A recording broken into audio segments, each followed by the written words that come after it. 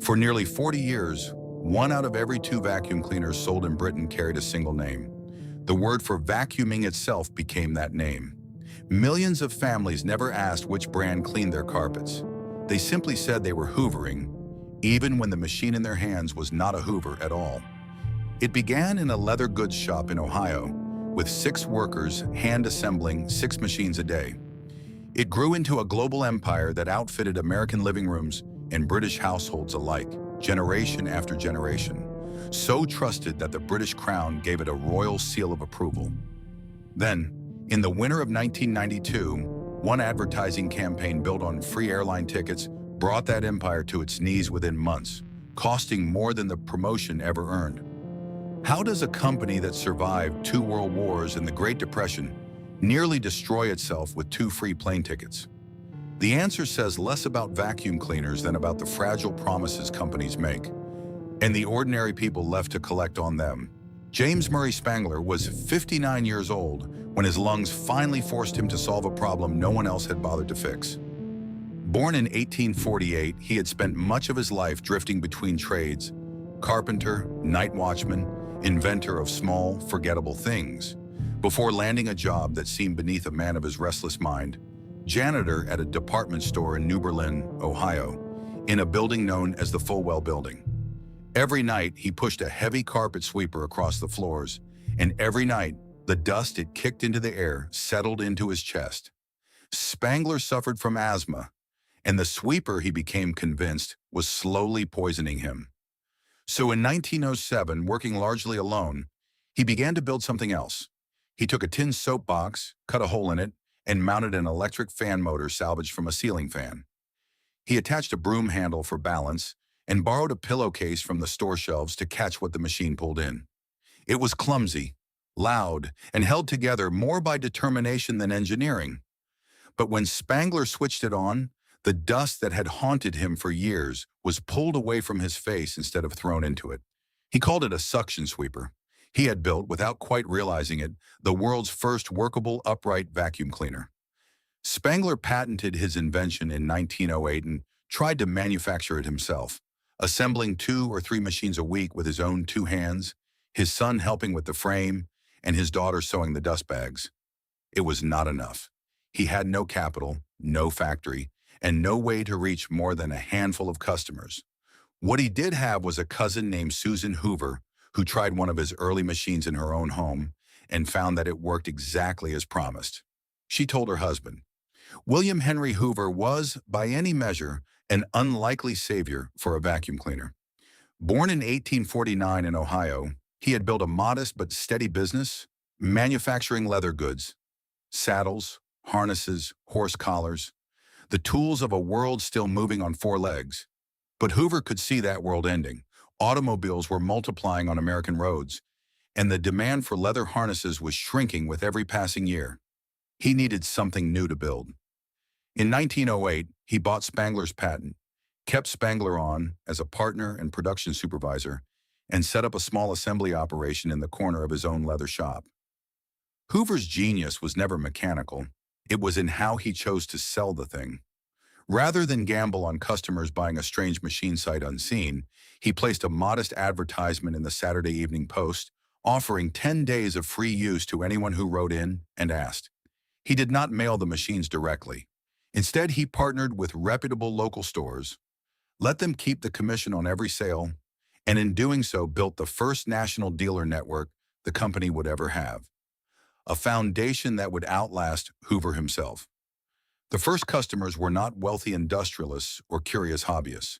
They were working families in small Ohio towns, women managing households without help, drawn in by the simple promise that a strange new machine could do in minutes what once took an exhausting afternoon on hands and knees.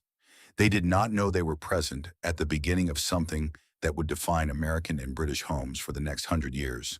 They only knew that, for the first time, dust did not have to be their enemy. The years between 1920 and 1970 belonged to Hoover in a way few companies have ever owned an era. Inside that stretch of nearly 5 decades, the company held on to roughly half the vacuum cleaner market in Great Britain alone. A dominance so total and so lasting that ordinary people simply stopped distinguishing between the machine and its name. A mother in Manchester did not vacuum her carpet. She hoovered it.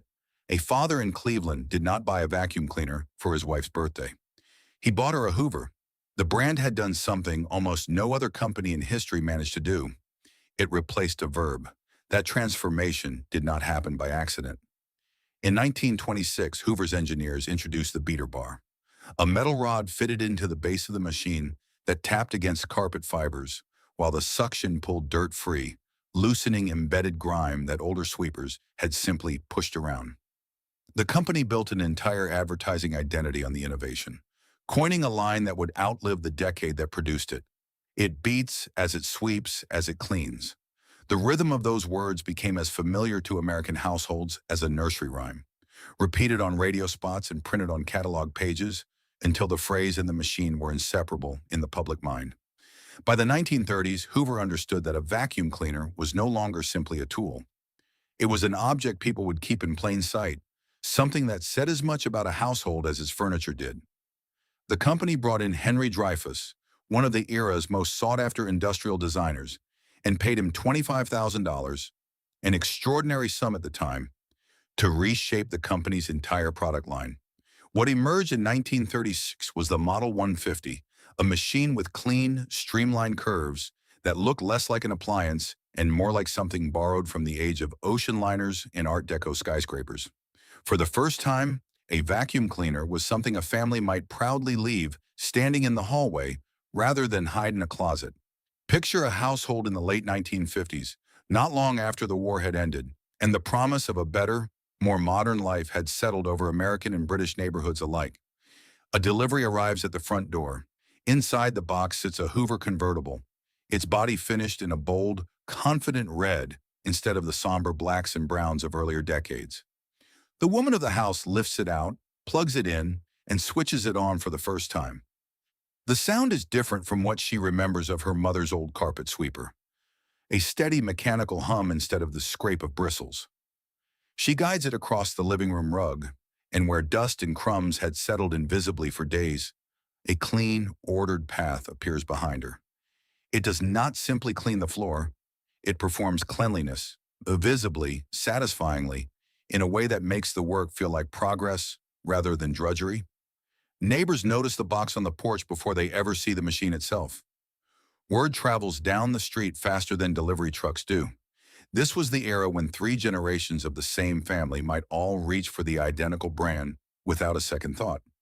A grandmother had bought her Hoover in the 1930s and kept it running for 20 years through nothing more than routine care. Her daughter bought a newer model in the 1950s, drawn by the same name her mother trusted.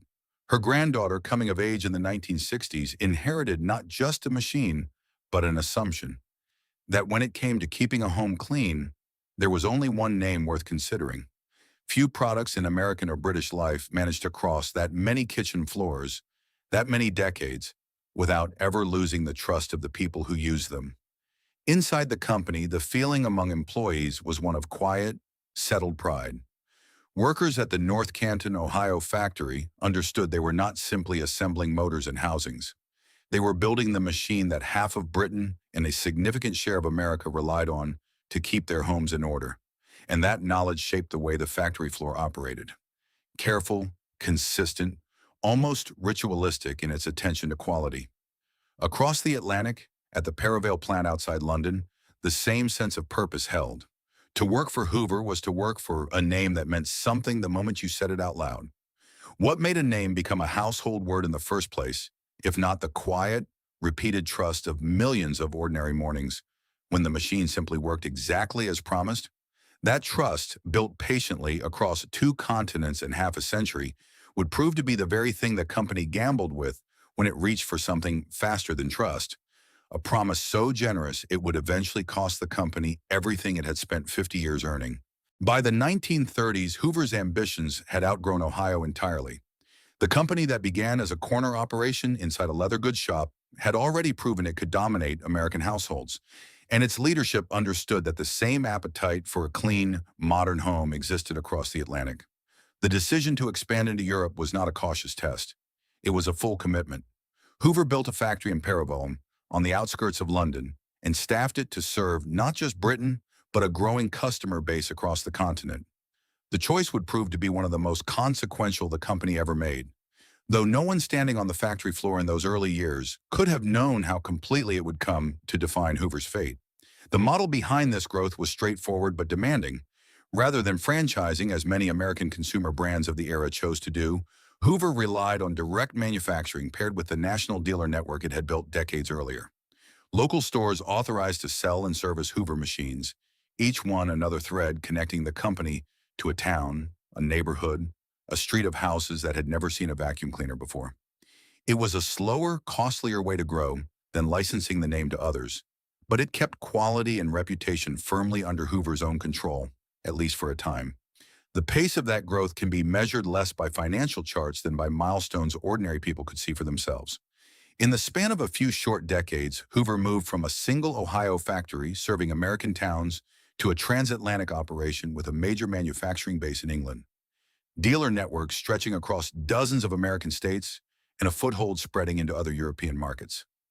What had once been a regional curiosity, a strange machine that sucked dust from carpets, became infrastructure, as ordinary and expected in a household as a stove or a refrigerator.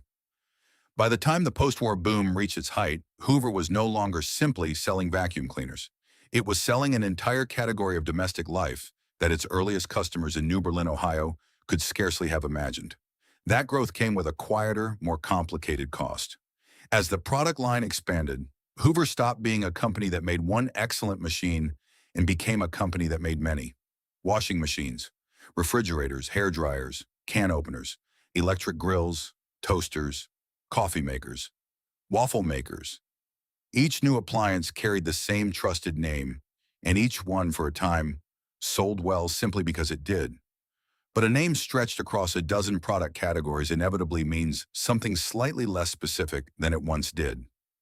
The company that had built its identity on being the single best answer to one particular problem was slowly becoming a company that offered adequate answers to many.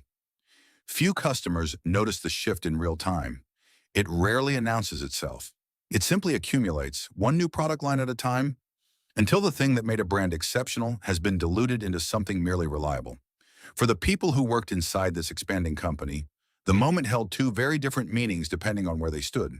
For engineers and factory workers in Ohio and at Paravel, expansion meant opportunity, new positions, new departments, a company visibly on the rise, offering the kind of stable, well-regarded employment that a family could build a life around for a generation. For the dealers and store managers built into Hoover's original sales network, it meant something closer to pressure. As the company's ambitions grew larger, the personal relationships that had once defined Hoover's reputation, a trusted local shop, a familiar face behind the counter, began to matter less than national advertising campaigns and factory output targets.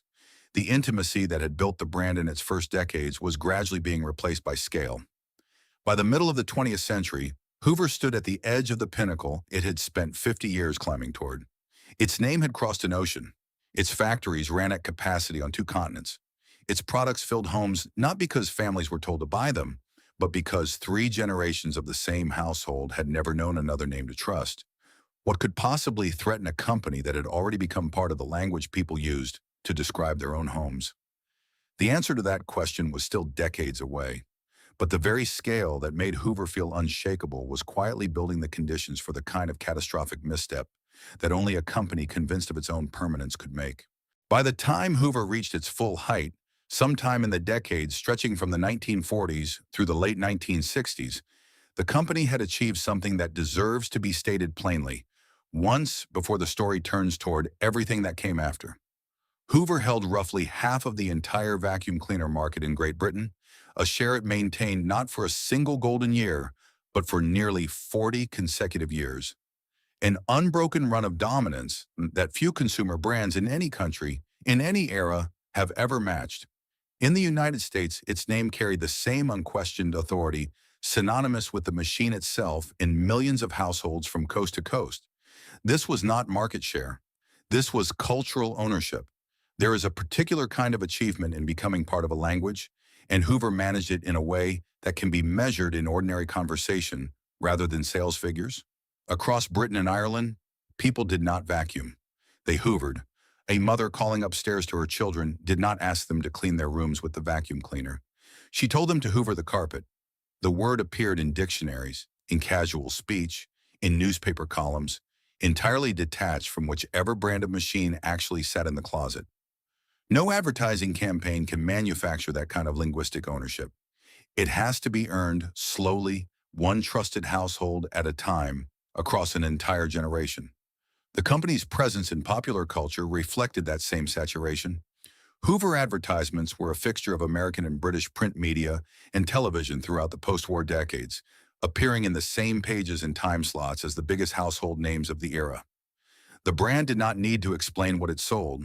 A single red circular logo, or the name alone printed beneath a smiling housewife in a spotless living room, communicated everything a viewer needed to know.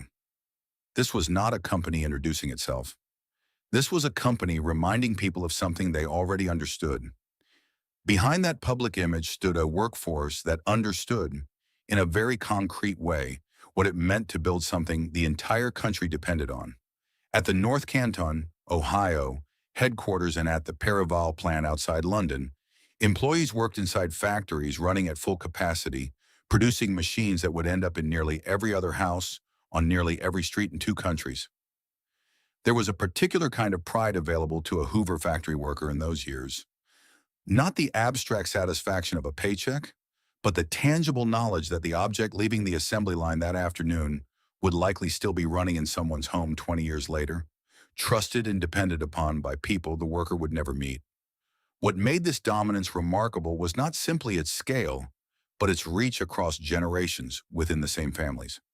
A grandmother who had purchased her first Hoover in the 1930s might still be running that same machine decades later, a working artifact of the Depression-era decision that had once felt like a luxury. Her daughter, furnishing a new home in the 1950s, reached for the same name without hesitation. Not out of habit alone, but because the brand had never once given her mother a reason to consider anything else. Her granddaughter, setting up her first apartment in the 1960s, inherited an assumption rather than a product. The quiet, unexamined belief that when it came to keeping a floor clean, there was simply Hoover, and then there was everything else. 3 generations under one roof, separated by decades and by an ocean, in many cases, united by a single name none of them had ever seriously questioned. Few products in the 20th century managed to become part of a family's identity across that many years. Fewer still managed to do it on 2 continents at once, inside American living rooms and British sitting rooms alike, without ever losing the trust that had built the relationship in the first place. Is there any stronger proof that a company has fully arrived than watching an entire nation adopt its name as a verb, using it long after most people have forgotten there was ever another word for the task at all? That question deserves to sit for a moment, because everything Hoover would risk in the years ahead, everything it would very nearly lose, was built on exactly this foundation of trust. A foundation so solid, so unquestioned, that the people running the company had begun to believe it could absorb almost any risk they chose to take with it. They were about to test that belief in a way no one inside Hoover's leadership fully understood until it was already far too late. The first signs of trouble did not arrive as a single dramatic event. They arrived the way most declines do, quietly, in numbers that only the people inside the company could see. Between 1987 and 1992, Hoover's profits fell from $147 million to $74 million, a collapse of nearly half the company's earnings in just 5 years. To the family standing in a British department store, deciding between a Hoover upright and something cheaper on the shelf beside it, none of this was visible. The machine still worked. The name still meant something. But inside the boardrooms of North Canton, Ohio, and inside the offices at Perival, executives were watching a business that had once seemed unshakable begin to erode from underneath. Part of the pressure came from a source Hoover's leadership understood well: the broader economic downturn gripping Britain and much of the industrialized world in the early 1990s. Consumers everywhere were spending less, and appliance purchases, the kind of expense a household could delay for another year, another 2 years, were among the first casualties of tighter budgets. But recession alone does not explain what happened next, because recessions end and companies with strong brands typically weather them by holding steady until spending returns. What made Hoover's position more precarious was a second, quieter threat that had nothing to do with the economy at all. A new generation of vacuum cleaner companies was beginning to challenge Hoover on its own turf, in the country where its name had once been unassailable.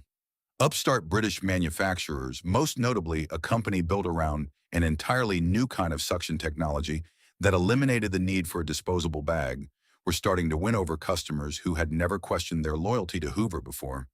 These were small companies still, nowhere near large enough to threaten Hoover's overall market position in raw numbers. But their presence signaled something more dangerous than lost sales. It signaled that Hoover's decades of dominance had made the company slow to notice when the ground beneath it had started to shift. The machines that had once defined an entire industry were beginning to look to a new generation of shoppers, like yesterday's technology wearing a familiar name. Warehouses across Britain told the same story that profit statements did, if anyone had cared to walk through them. Excess inventory was piling up, machines built for a demand that was no longer arriving at the pace it once had. For a company built on decades of steady, dependable growth, unsold stock sitting in storage was a new and uncomfortable experience, one that pushed leadership toward a search for something dramatic enough to reverse the trend quickly, before the erosion became public knowledge and public embarrassment. It was in this atmosphere of quiet anxiety that a small, struggling travel company called JSI Travel approached Hoover's British division with an idea. JSI was facing its own version of the same problem, sitting on a surplus of cheap airline seats it could not sell in a recession where fewer people were traveling for pleasure. The pitch was simple on its surface. Hoover would move its excess inventory by offering customers something irresistible, and JSI would offload its unsold flights by selling them in bulk to Hoover rather than to individual travelers. On paper, presented in a boardroom by two companies, each desperate to solve their own problem, it looked like the kind of clever, mutually beneficial arrangement that gets approved in an afternoon. Few of the people in that room seemed to have paused to ask the harder question buried inside the proposal: whether a promise this generous could actually survive contact with several 100,000 real customers, each one entitled to hold the company to its word. Outside the boardroom, ordinary Hoover customers noticed nothing unusual. They walked into department stores, looked at the same reliable machines their mothers and grandmothers had trusted, and had no reason to suspect that the company behind those machines was quietly searching for a way out of a financial hole. This is the particular cruelty of dramatic irony in a story like this one. The viewer today already knows what is coming. The shopper, standing in that store in the summer of 1992, reaching for a Hoover upright because it was the name she had always trusted, did not. How long could a company built on 50 years of careful, patient trust actually survive once its own leadership decided that trust was something to be spent quickly rather than protected? Somewhere inside the Hoover offices, that question was never seriously asked. Instead, in the late summer of 1992, the company approved a promotion built on assumptions almost no one in the room had properly tested. Assumptions that were about to be proven catastrophically, publicly, and irreversibly wrong. The promotion that would define Hoover's downfall began, as many disasters do, as an idea that seemed reasonable within the narrow confines of a single meeting room.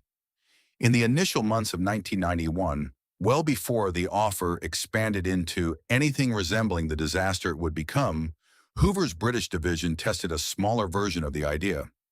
Spend at least £100 on a Hoover product and receive 2 free round-trip flights to a handful of European destinations. This first version performed modestly and drew little alarm. Few customers went to the trouble of claiming the flights, and the ones who did found the process manageable enough. It seemed, on the surface, like a clever way to move inventory during a difficult economic stretch, dressed up as generosity rather than desperation. Encouraged by that modest success, and increasingly anxious about the inventory piling up in warehouses, Hoover's leadership made the decision that would prove fatal in hindsight. In November of 1992, the company expanded the promotion far beyond its original scope, offering 2 free round-trip flights, not to nearby European cities but to destinations across the United States, including New York and Orlando. The value of the reward, once modest, now stood at roughly £600, several times the £100 minimum purchase required to claim it. Hoover's marketing team built the campaign around a slogan that would prove painfully ironic within months. 2 free flights, unbelievable! Before the decision was finalized, at least one voice inside the process raised the alarm clearly enough that it should have been impossible to ignore. Mark Kimber, a risk management consultant brought in to evaluate the promotion, examined the numbers and refused to provide coverage for it at all. Looking at the details of the promotion, he later recalled, attempting to calculate how it would actually work, he declined to even offer risk management coverage. This was not a vague, hedged warning of the kind executives can reasonably dismiss. It was a professional risk assessor looking at the arithmetic of the offer and concluding that no responsible company should proceed. Hoover proceeded anyway. The decision rested on 2 assumptions that would each prove catastrophically wrong. The first was that only a small fraction of customers who bought a qualifying product would actually complete the paperwork and process required to claim their flights, a bet that had held reasonably well during the smaller European version of the promotion the year before. The second assumption, equally important and equally mistaken, was that customers would spend significantly more than the required £100 on higher-end appliances, rather than seeking out the cheapest possible product that technically qualified. Neither assumption survived contact with the British public. What happened next unfolded with a speed that caught Hoover's own factories off guard. Word of the American flight offer spread rapidly through newspapers, radio broadcasts, and television advertisements, and the response arrived roughly 10 times larger than anything the company had projected. Department stores across Britain sold out of the cheapest qualifying Hoover products, some priced as low as £119.99, as customers rushed to secure a bargain that seemed almost too generous to be real. One newspaper commentary from that period captured the mood precisely, observing that the country had gone mad and that Britain risked being buried under an avalanche of unwanted Hoover vacuum cleaners if the situation continued unchecked. Hoover's own factories were placed on continuous overtime schedules, running production around the clock to meet a demand that, from inside the walls of North Canton and Percival, looked at first like the greatest sales success in company history. It was, in fact, the opposite.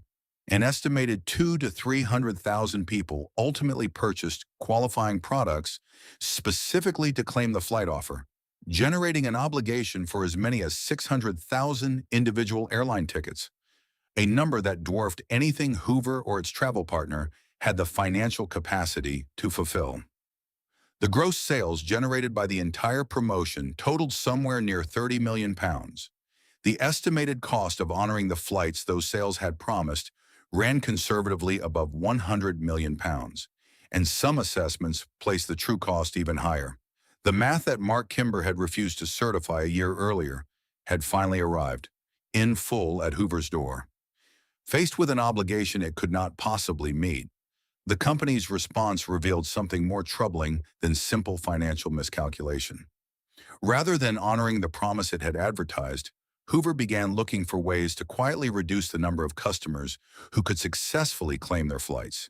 Internal decisions during this period, later reported and confirmed through customer complaints and press investigations, included offering flights that departed from airports hundreds of miles from where customers actually lived, rejecting applications over minor paperwork errors, and, in one particularly damning example, mailing the required request forms to customers on Christmas Eve, timed so that postal delays over the holiday would likely cause customers to miss the 14-day deadline for returning them.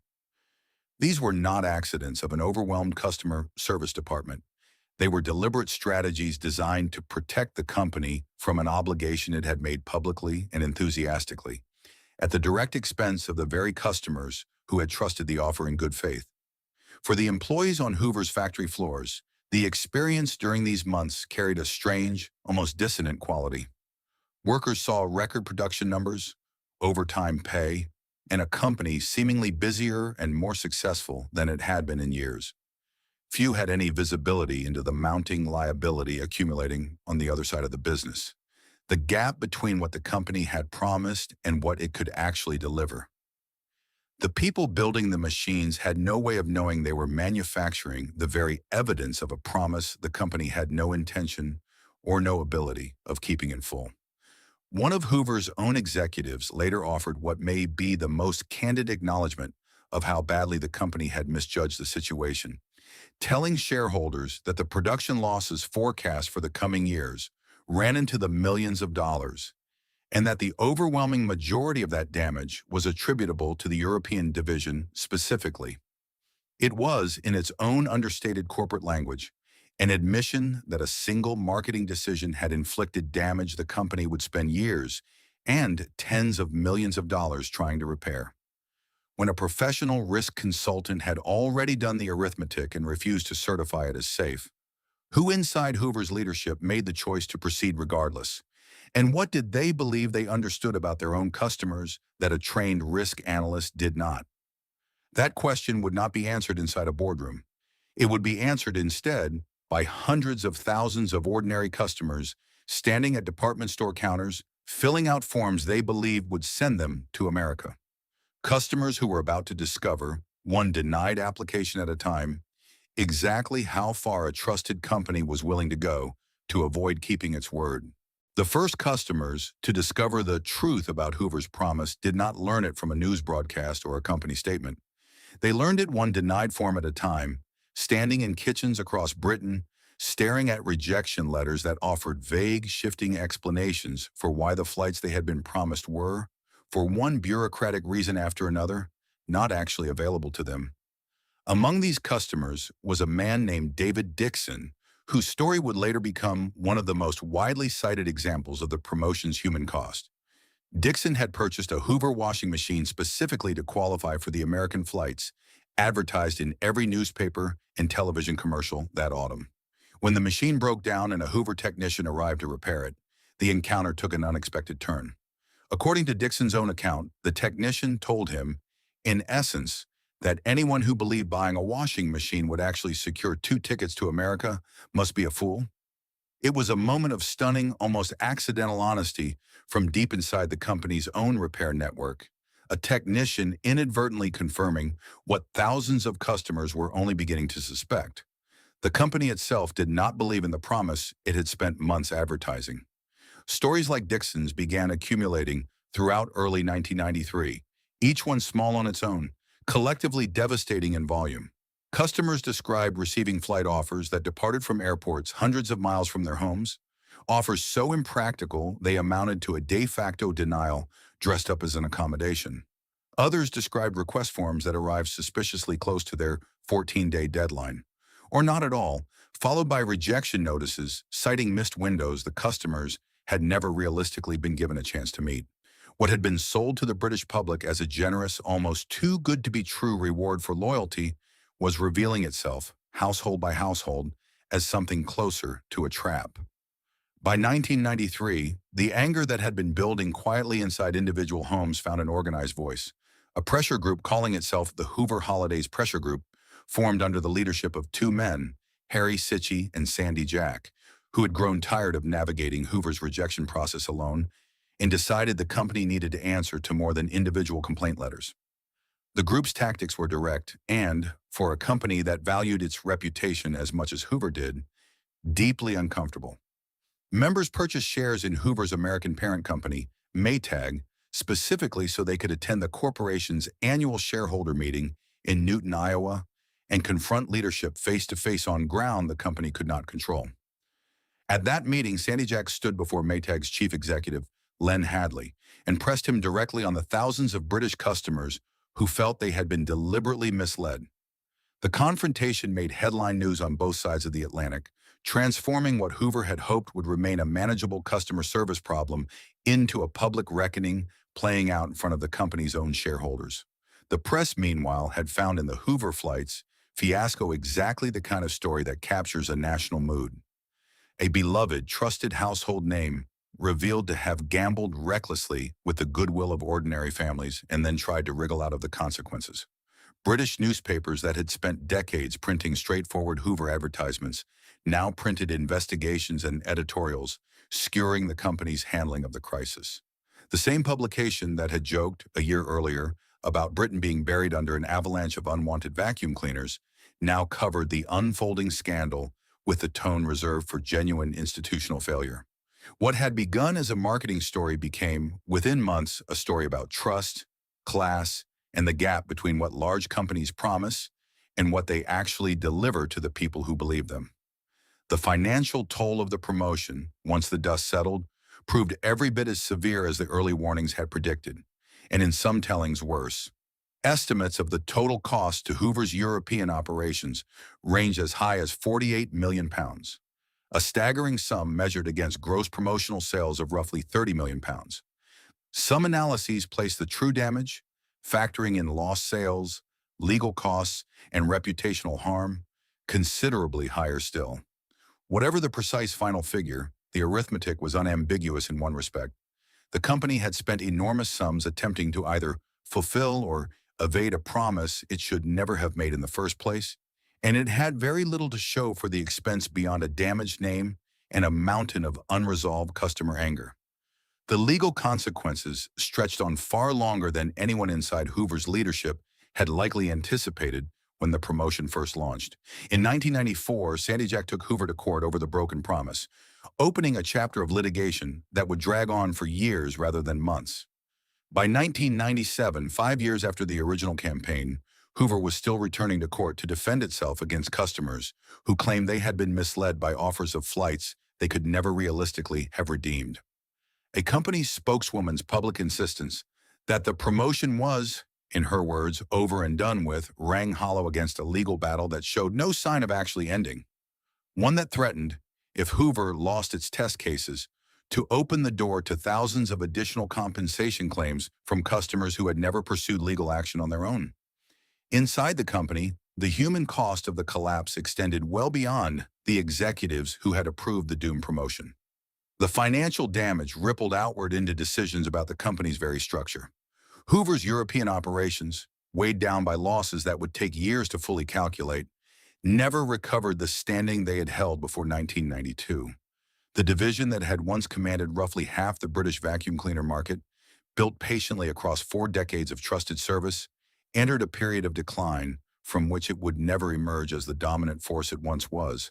For the employees who had spent careers building that reputation, the factory workers in Perivale, the dealers across British towns who had sold Hoover machines on the strength of a name their customers trusted implicitly, the promotion's aftermath meant watching that trust erode in real time, damaged not by a competitor's better product, but by their own company's failure to keep its word. Perhaps the cruelest detail in the entire affair is how ordinary the final moments of the crisis were, compared to the celebration that had launched it. There was no single dramatic closing day, no locked doors or final liquidation sale of the kind that marks the end of many failed companies. Instead, there was a slow, grinding erosion. Court dates stretching across half a decade, a steady trickle of customers who never received what they were owed, and a company quietly absorbing losses it would spend the rest of the 1990s trying to recover from. The department stores that had once sold out of Hoover products in a matter of days now sold the same machines at a steadier, more ordinary pace. The frenzy of 1992 fading into a story people told each other with a mixture of disbelief and dark amusement. Proof that even the most trusted name in British households could, through one catastrophic decision, become a cautionary tale rather than a household staple. Something had been lost that no legal settlement could fully repair. A brand that had spent nearly a century earning the unquestioning trust of ordinary families. A name so deeply embedded in everyday language that it had become a verb, had shown its customers exactly how far it was willing to bend that trust when the arithmetic of a single bad decision demanded it. The machines themselves still worked as well as they always had. What no longer worked, not in quite the same way, was the assumption millions of people had carried for decades that when Hoover made a promise, Hoover kept it. In the years following the free flights disaster, Hoover's corporate structure fractured in ways that mirrored the fracture in public trust the promotion had caused. In 1993, Hoover International formally separated from Hoover North America, an acknowledgement, whether stated explicitly or not, that the European division's troubles had become too severe to manage as part of the same unified company. 2 years later, in 1995, Hoover International was sold to Candy, an Italian appliance manufacturer that had been a competitor rather than a partner throughout most of Hoover's dominant decades. The company that had once owned nearly half the British vacuum cleaner market now belonged to a rival that had spent years watching Hoover's missteps from the outside. The reckoning was not finished. In 2004, more than a decade after the promotion first launched, a BBC documentary revisited the entire affair, laying out for a new generation of viewers exactly how the company had miscalculated, misled, and stonewalled its own customers. The broadcast reopened wounds that Hoover had spent years trying to quietly close, and it carried a consequence that struck at something the company had held since long before the crisis began. Hoover lost its royal warrant, the formal recognition granted by the British monarchy to companies whose goods and services met royal approval, an honor the company had carried as a mark of its trustworthiness for generations. Losing it was not simply symbolic. It was a public, institutional confirmation that the company once synonymous with British domestic life could no longer claim the unimpeachable reputation that title represented. Hoover's American operations followed their own separate, quieter decline. The company had spent decades as part of Maytag, the same parent corporation whose shareholders Sandy Jack had confronted in Iowa. In 2006, Maytag itself was acquired by Whirlpool Corporation, and the following year, in 2007, Whirlpool made the decision to sell off the Hoover floor care business entirely. The buyer was Tektronic Industries, a manufacturing conglomerate based in Hong Kong, which paid $107 million for a name that had once been worth immeasurably more to American households than any single transaction could capture. The sale did not end Hoover. Vacuum cleaners still carry the name today, manufactured and sold under new ownership, still functional, still recognizable. But the company that emerges from this history is a licensed brand identity rather than the independent American institution that built it, a name detached from the family and the factory floor culture that had given it meaning for the better part of a century. What replaced Hoover in the years after its fall was not a single dominant successor, but a fragmented, more competitive market than the one it had once ruled almost alone. The British company that had begun challenging Hoover in the years before the crisis, building vacuum cleaners around new suction technology that eliminated the disposable bag entirely, continued gaining ground throughout the 1990s and into the 2000s, eventually becoming one of the most recognized names in the category Hoover had once defined without serious competition. The market Hoover had dominated for nearly half a century did not disappear. It simply learned, in the wake of one company's catastrophic misjudgment, that no name was too trusted to fail. The broader lesson of Hoover's collapse extends well beyond vacuum cleaners, and it is a lesson the advertising and marketing industries have returned to for decades since. The promotion remains even now one of the most frequently cited case studies in sales promotion failure, taught in business courses and referenced in marketing retrospectives as a cautionary example of what happens when a company's ambition outpaces its own risk assessment. The specific failure was not creativity. Offering free flights with a purchase was, in concept, no different from countless loyalty and rewards promotions that have succeeded for other companies before and since.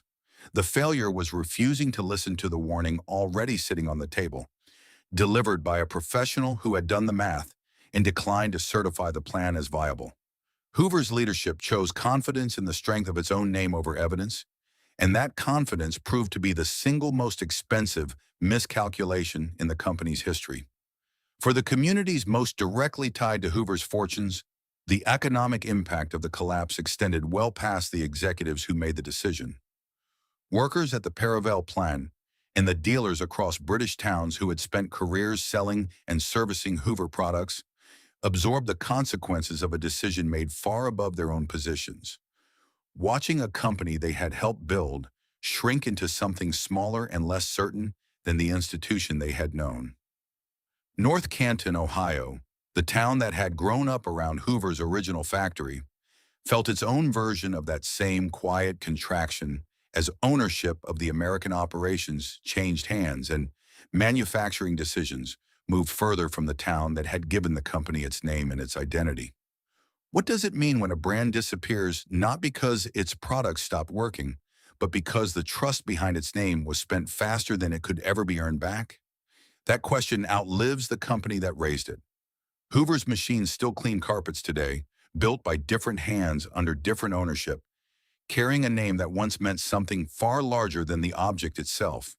What was lost in 1992 was never really the vacuum cleaners. It was the quiet, unexamined certainty that a name families had trusted for 3 generations would still be worth trusting the next time they needed it. There is a particular sound that belongs to certain childhoods, one that has nothing to do with music or voices and everything to do with a Saturday morning in a house that smelled faintly of toast and furniture polish. It is the low, steady hum of a Hoover moving across a living room carpet, back and forth in patient, deliberate lines, a mother or a grandmother guiding it beneath the couch and around the legs of a coffee table with the unthinking ease of a task performed 1,000 times before. The machine itself was red, or perhaps a deep, dependable brown, its cord stretching taut across the room to a wall outlet, its weight solid and reassuring in the hand. Sunlight came through the curtains and caught the thin trail of dust rising briefly into the air before disappearing into the machine's bag. And somewhere in another room a radio played, and the whole house felt, for that hour, entirely in order. That sound meant the week was beginning correctly. It meant someone was taking care of things. It meant home. Millions of households across 2 countries carried some version of that same memory, close enough in its particulars that strangers who had never met could recognize themselves in each other's descriptions of it. The specific carpet pattern changed from house to house. The specific voice calling out to move a chair out of the way changed from family to family. But the machine at the center of it, and the ritual it represented, stayed remarkably constant across decades, across an ocean, across the gap between a working-class row house in the north of England and a suburban split level in Ohio. Few objects in a home carry that kind of shared cultural weight. Fewer still manage to become, quite literally, a word in the language people use to describe the task itself. What Hoover meant to the households that trusted it was never really about suction power or motor design, however much the company's own engineers took justified pride in those innovations. It was about the promise embedded in a name that never had to be questioned. A family did not deliberate for weeks over which vacuum cleaner to buy, comparing features and reading reviews, the way people might approach an unfamiliar purchase today. They bought a Hoover because their mother had owned a Hoover, because their neighbors owned a Hoover, because the word itself had become shorthand for a task rather than a brand choice at all. That kind of trust, extended without hesitation across 3 generations of the same family, represents something larger than commerce. It represents a kind of quiet civic faith, the same faith people place in a reliable postal service or a dependable local doctor, a belief that certain institutions, once earned, simply do not need to be re-examined every single time. That is precisely what made the unraveling so painful for the people who lived through it, and why the story still resonates decades later with anyone who hears it in full. It was never really a story about a poorly designed marketing promotion, the kind of case study that gets taught and forgotten in business school lecture halls. It was a story about what happens when an institution people had trusted without question for the better part of a century reveals that its own leadership had stopped taking that trust seriously. The families who filled out those flight request forms in the winter of 1992 were not naive. They were doing exactly what 3 generations before them had done, believing that a company called Hoover would keep its word because a company called Hoover always had. The workers deserve to be remembered here too. The men and women on the factory floors in North Canton and in Perryville, who spent careers building machines they were rightly proud of, who had no part in the decision that would eventually cost their company its standing, and for some of them, their livelihoods. Their craftsmanship did not fail. Their machines still worked exactly as intended, long after the promotional flights were promised and never delivered. What failed sat several floors above the factory line, in decisions made by people who mistook the depth of customer loyalty for an inexhaustible resource rather than something that had to be protected, decision by decision, the same careful way it had been built. The living room where that Hoover once hummed across the carpet on a Saturday morning still exists somewhere, in altered form, in the memory of everyone who grew up inside houses like it. The specific machine is very likely gone now, replaced decades ago by something newer, something built under a different company's ownership entirely. But the sound of it and the particular feeling of order it represented has not entirely disappeared. It lives on in the strange persistence of a word that outlasted the certainty that once justified it, in the way people still say they are hoovering a rug, even when the machine in their hands has nothing to do with the company that built the name. That is not nothing. A name that becomes a piece of everyday language has achieved something few businesses ever will, whatever mistakes eventually followed. Hoover earned that distinction the hard way, across 50 patient years of dependable machines and trusted mornings. And even now, long after the flights fiasco and the sales and the changed ownership, that earlier achievement deserves to be remembered honestly, alongside everything that came after it.